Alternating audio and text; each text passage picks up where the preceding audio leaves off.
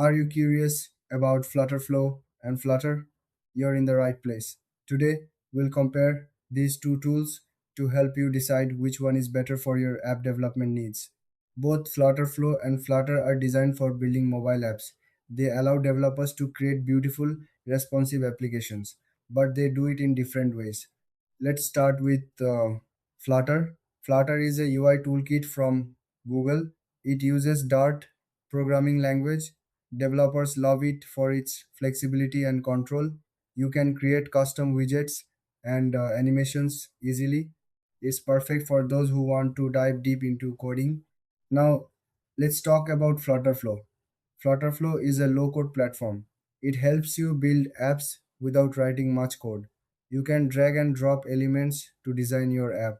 It's great for beginners or anyone who wants to speed up the development process.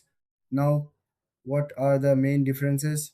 Flutter gives you more control and customization, but it requires programming skills. Flutter Flow, on the other hand, is user friendly. It's ideal for those who want to create apps quickly without coding. When it comes to features, Flutter offers a rich set of tools for developers. You can build complex apps with detailed designs. Flutterflow provides templates and pre-built components. This makes it easier for non-developers to get started. Pricing is another factor to consider. Flutter is free to use as it's open source.